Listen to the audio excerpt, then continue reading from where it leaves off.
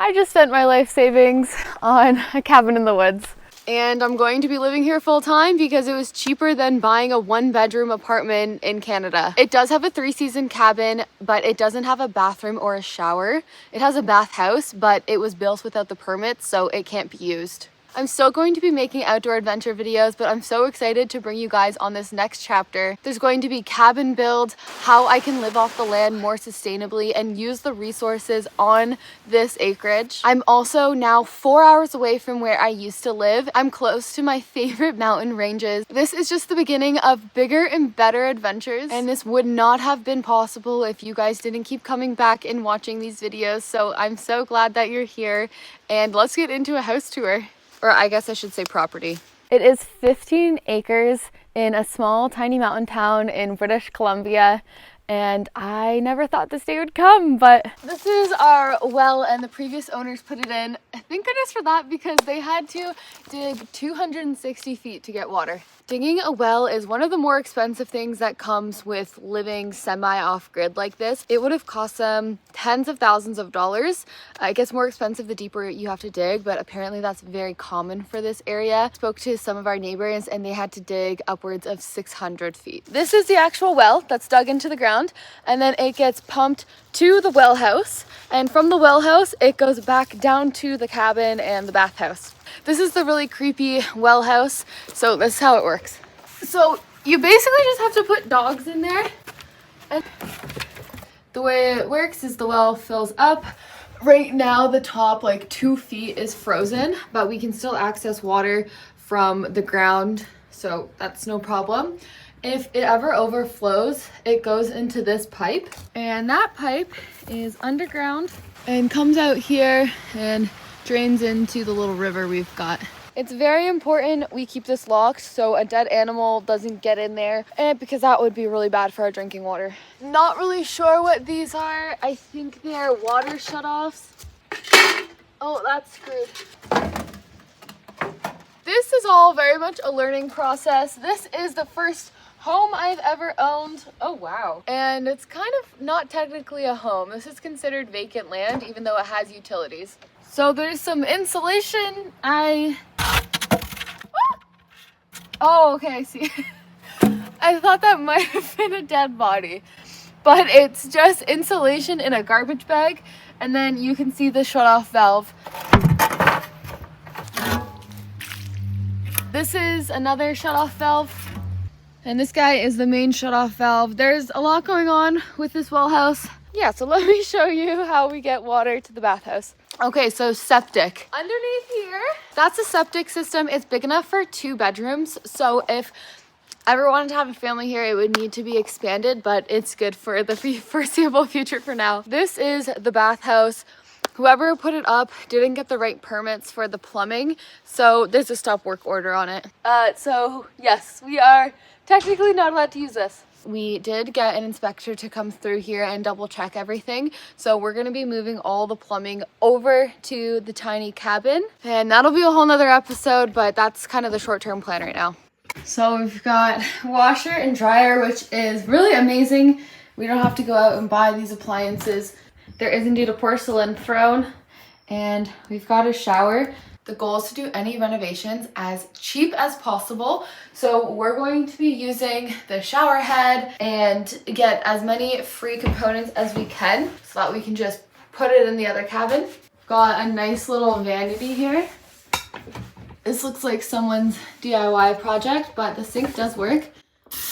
When we got here, the water was not on because it wasn't in use and the pipes would freeze because they're not properly insulated, but we did turn the water on. So there's a little utilities closet in the illegal bathroom. This is a tankless propane hot water heater for the shower, and there's hot water in the cabin.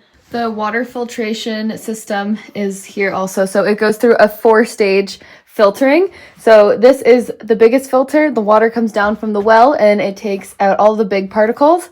And then it goes through this filter, and then it goes through this guy, which has a UV light bulb in it and kills all the remaining bacteria. So you can see the well water, creek water. We're only pulling from the well water, but there was a permit to get creek water. It's still in progress when we bought the place, so I don't know. We'll see if we can get that as well as a backup. There's electric panel in here for the washer and dryer, and yeah. Anything you see here is whatever the previous owner left behind. We haven't moved anything here. So bath mats, dish towels, pots and pans. We asked if they wanted to leave everything so that, you know, we could use what they had. They said yes. So it came with a sea can. The first thing my mom said when she saw this was to turn it into an Airbnb. But I think for safety reasons, I'm not going to Airbnb out any of this space. The previous owners owned this for a total of like 5 months before they sold it off. I think it was just too much for them. I honestly have no idea. Don't know why they sold it so quickly. But I guess we're going to find out if something's wrong with this place. So this is going to be a place for tools, a bit of a workshop.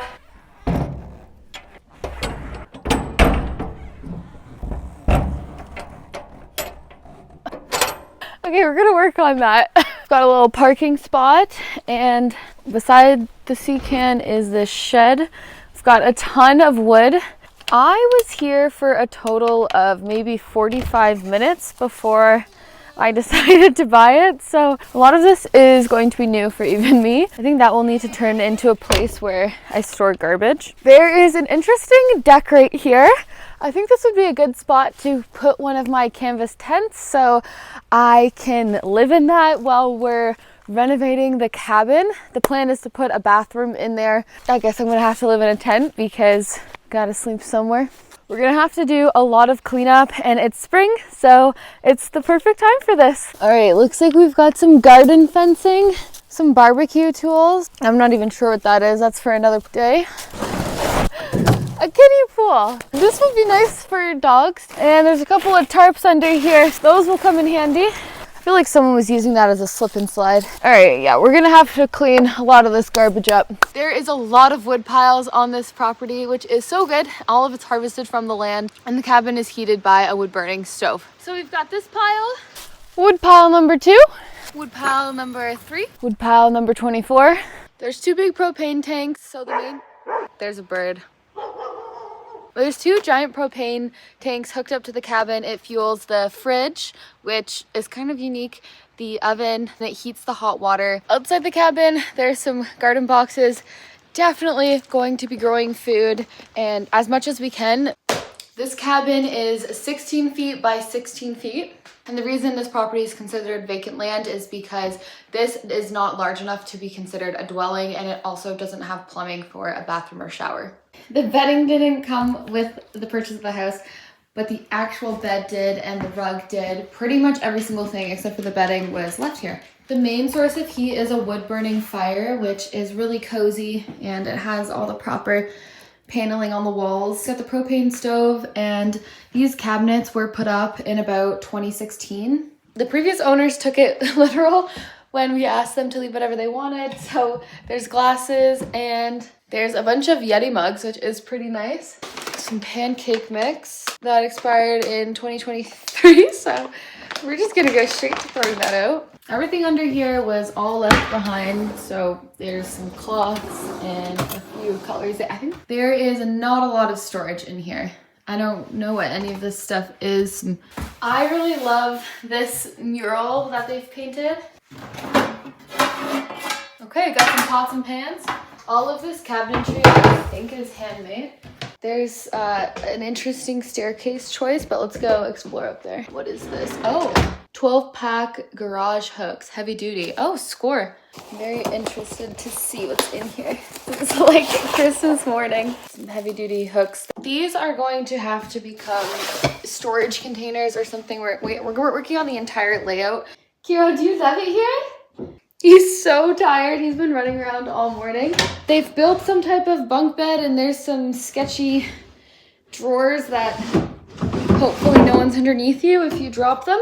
I think the idea was to put a bed up here because it looks like it's the size of a queen bed. Looks like there's just some bedding in there. These are all storage bins. All the hot air from the stove is going to be coming up here.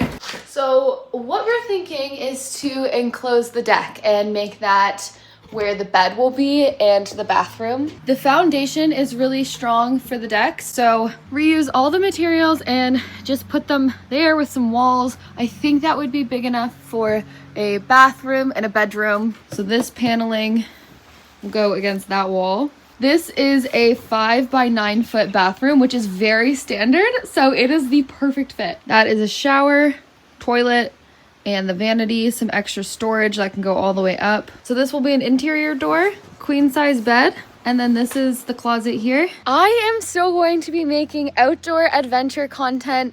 We are in the West Kootenays of British Columbia, which is my absolute favorite mountain range that I've ever got to experience since I moved out here from Toronto about 3 years ago now. So the adventures are just going to be bigger and better, and I can access them basically from my own backyard. So there will be a bunch of cabin builds and unique carpentry that I'm going to have to learn, but the adventures are still going to be here. So yeah, I hope you guys like kind of like the new direction.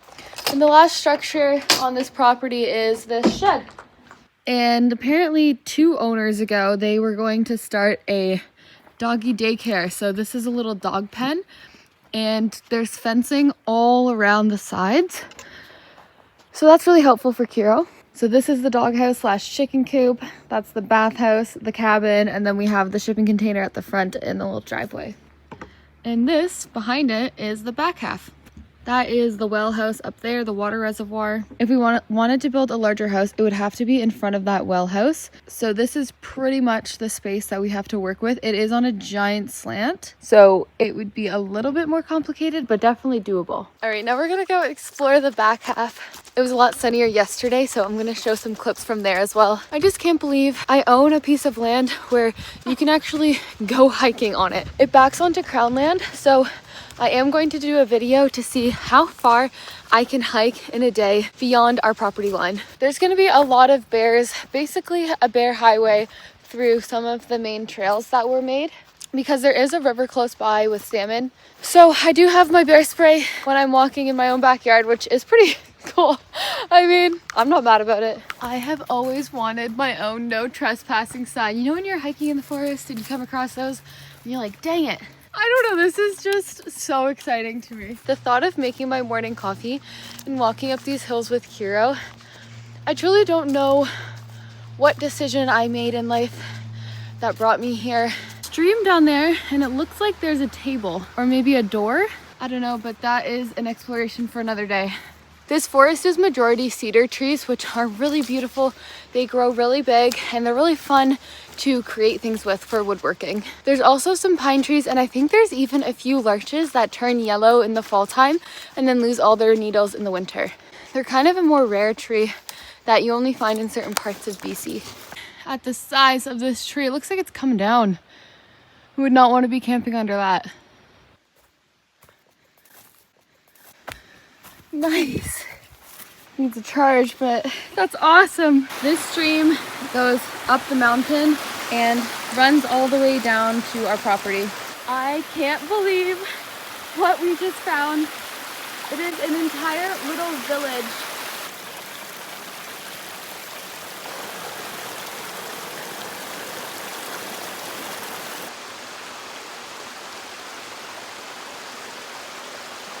This might be the best day of my life. All right, we've got a down tree.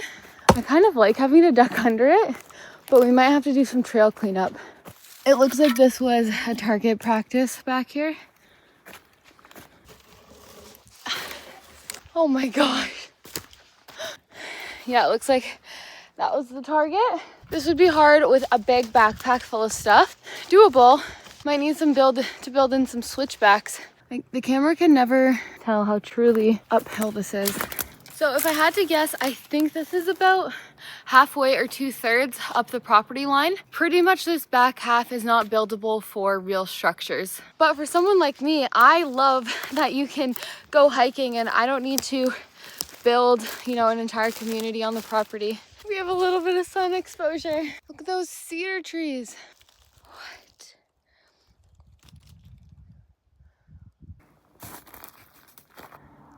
We are so excited to call this place home.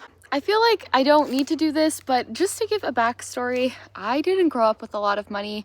I grew up just outside of Toronto, which is a really big city. I didn't even know lifestyles like this were possible. And the last 3 years, my life took a 360. I've been working a full-time job Monday to Friday and saving a lot of that, but using that as my living expenses and saving every dollar I made from this YouTube channel and from social media.